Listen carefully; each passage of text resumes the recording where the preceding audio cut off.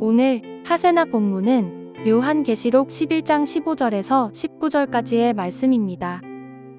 일곱째 천사가 나팔을 불었습니다. 그때에 하늘에서 큰 소리가 났습니다. 세상 나라는 우리 주님의 것이 되고 그리스도의 것이 되었다. 주님께서 영원히 다스리실 것이다. 그리고 하나님 앞에서 자기 보좌에 앉아있는 24 장로도 엎드려서 하나님께 경배하고 말하였습니다. 지금도 계시고 전에도 계시던 전능하신 분, 주 하나님, 감사합니다. 주님께서는 그 크신 권능을 잡으셔서 다스리기 시작하셨습니다. 문민족이 이것에 붕괴하였으나 오히려 그들이 주님의 진노를 샀습니다. 이제는 죽은 사람들이 심판을 받을 때가 왔습니다.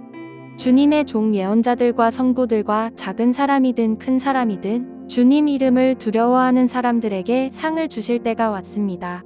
땅을 망하게 하는 자들을 멸망시킬 때가 왔습니다.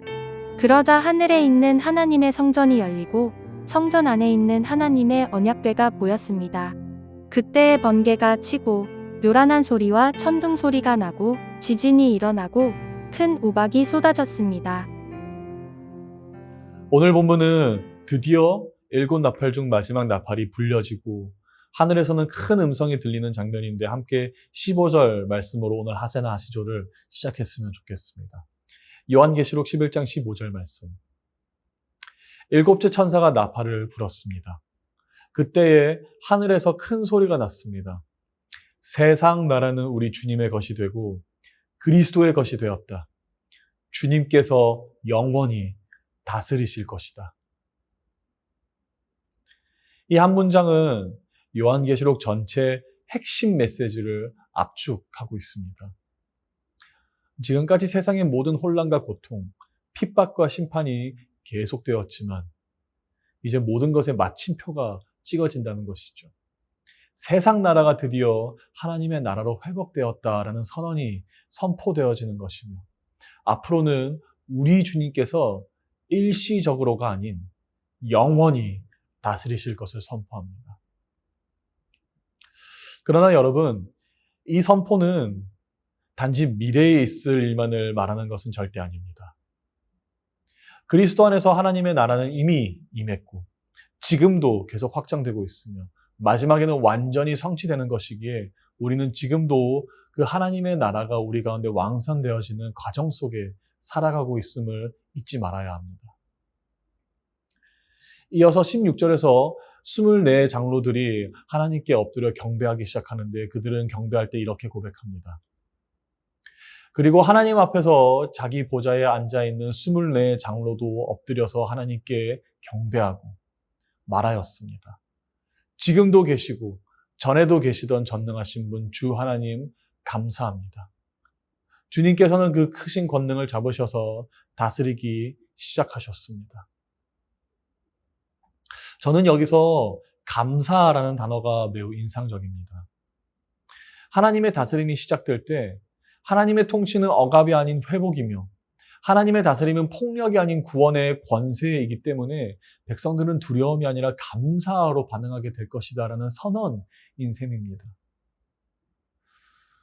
그런데 18절을 보면 그 다스림 속에 심판과 상급도 동시에 함께 있다라는 사실이 강조되기도 합니다. 18절 말씀. 뭇 민족이 이것에 분개하였으나 오히려 그들이 주님의 진노를 샀습니다. 이제는 죽은 사람들이 심판을 받을 때가 왔습니다. 주님의 종 예언자들과 성도들과 작은 사람이든 큰 사람이든 주님 이름을 두려워하는 사람들에게 상을 주실 때가 왔습니다. 땅을 망하게 하는 자들을 멸망시킬 때가 왔습니다. 이 장면은 최후의 심판을 암시하면서 동시에 하나님의 공의와 하나님의 보상을 함께 보여주는 장면이기도 합니다. 하나님은 악을 그냥 지나치지 않으시는 분이시지만 동시에 그분을 경외한 자들에게는 반드시 상을 주시는 분임을 오늘 말씀을 기록하고 있는 것입니다. 그래서 마지막 19절을 보면 하늘에 있는 하나님의 성전이 열리고 번개, 음성, 천둥, 지진, 큰 우박이 동반되며 언약궤가 나타나는데 이는 하나님의 임재와 공의를 상징하며 언약궤는 하나님의 약속과 임재를 상징하기에 19절은 결국 하늘 성전이 열릴 때 이제는 그 신실하신 언약이 온 만민에게 공공연히 드러나고 성취되었음을 알리는 역할을 하는 것입니다. 사랑하는 높은트 푸른교회 성도 여러분, 이 마지막 나팔 소리는 우리에게 세 가지를 가르칩니다. 첫째, 하나님은 마침내 세상을 완전히 다스리시는 분이십니다.